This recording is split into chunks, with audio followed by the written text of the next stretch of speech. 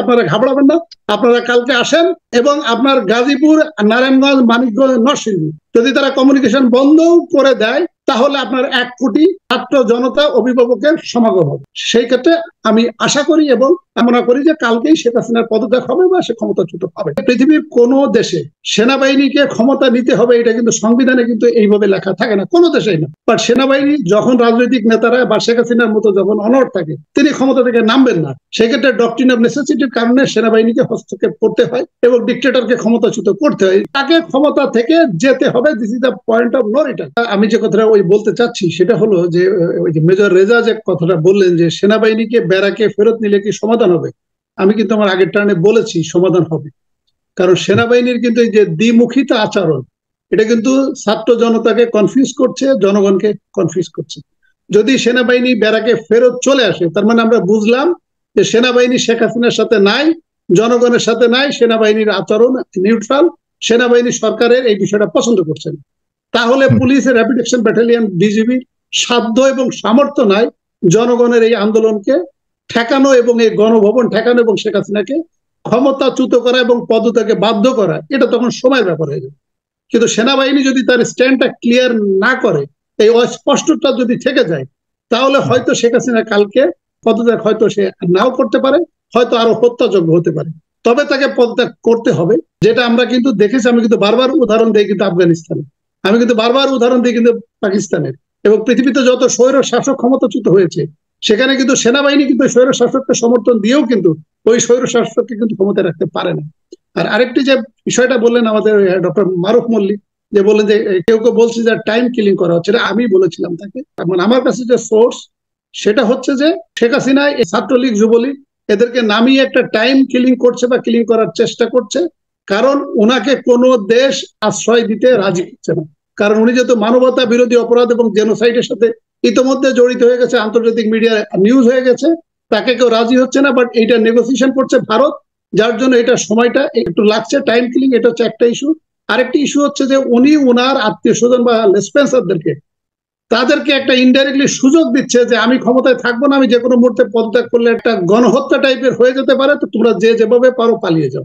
এটা একটা time killing করা হচ্ছে, আমার যে সোর্স যেটা বলে সেটা থেকে আমি পেয়েছি। আর আরেকটি যেটা বললেন যে তাহলে এটা সমাধান কি, সমাধান হলো আমি আগের টার্নে কিন্তু আমি বলেছি যে উনি যদি সাংবিধানিকভাবে সমাধান করতে চায় এটা পার্লামেন্টে বিল পাস করে কেয়ারটেকার গভর্নমেন্ট দিয়ে উনি ছেড়ে দিতে পারে। আমি যেটা ওই যে বলে দিলাম যে 90-তে এরশাদ যেভাবে পদত্যাগ করেছিল সেটা একটা পদ্ধতি। সেটা হলো যে পৃথিবীর কোনো দেশে সেনাবাহিনীকে ক্ষমতা নিতে হবে এটা কিন্তু সংবিধানে কিন্তু এইভাবে লেখা থাকে না, কোনো দেশেই না।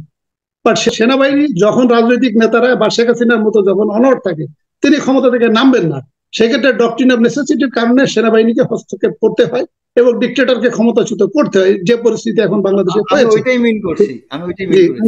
ওই ক্ষেত্রে তখন সেনাবাহিনী যদি তাকে বাধ্য করে অথবা একটা পদত্যাগ পত্র লিখে রাষ্ট্রপতির কাছে বলা বা মিডিয়াতে দিয়ে দাও যে শেখ হাসিনা পদত্যাগ করেছে, এই নিউজ যাওয়ার সাথে সাথে সারা বাংলাদেশে মিষ্টির দোকানে মিষ্টি খালি হয়ে যাবে। এবং তার সাথে যদি সে যেভাবে আমাদেরকে মিডিয়ার কানেকশন বন্ধ করে দিয়েছে, উনি পদত্যাগ করেছে এই ঘোষণা এবং মিডিয়ার কানেকশন ওনার সাথে বন্ধ করে দিল, তাহলে she will be no war এবং সে মানুষের কাছে, সেনাপ্রধানের কাছে বড় জোরে মিনতি চাবে যে আমি তোমার কাছে প্রাণ ভিক্ষা চাই। এখন সমস্যা হলো সেনাবাহিনী যদি এই কাজটি করেন, সেনাবাহিনী যদি পরবর্তীতে যদি সেনা সমর্থিত গভর্নমেন্ট আসে তাহলে সেটা 3 মাস হোক, 6 মাস হোক, 1 বছর হোক, 2 বছর হোক, এটা পরবর্তীতে পার্লামেন্টে ইলেকশন দিয়ে যখন এটা পার্লামেন্টে নতুন পার্লামেন্ট শুরু হয় তখন 2/3 মেজরিটি দিয়ে এইটা তখন বলা হয় যে সেনাবাহিনী যে কাজটা করেছে কাজটি ডক্ট্রিন অফ নেসেসিটির কারণে করা হয়েছে এবং সেনাবাহিনীর ডে 1 থেকে তার এই এন্টায়ার পিরিয়ডটা যে কাজগুলো করা হয়েছে for the interest of the nation and for the doctrine of necessity, and all has given the legality with the amendment of the constitution, and then it become the part of the constitution.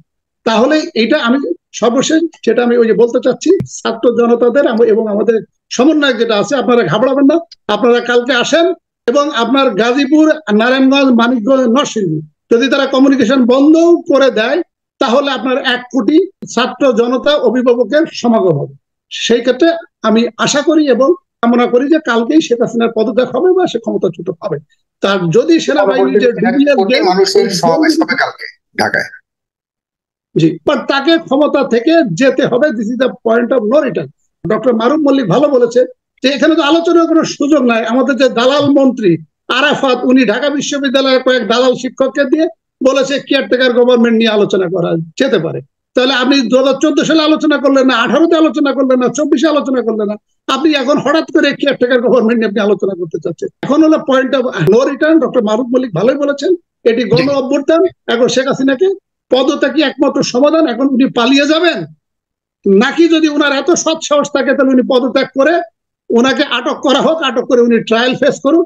যদি ওনার বিরুদ্ধে অভিযোগ প্রমাণিত না হলে উনি ছাড়া পাবেন, উনি আবার রাজনীতি করবেন। অভিযোগ প্রমাণিত যদি হয় তাহলে জুলফিকার আলী ভুট্টোর মতো আপনি মনে করেন যে বিচারের সম্ভব ফেস করতে হবে যদি তিনি সচ্ছল থাকেন। ধন্যবাদ আপনাকে।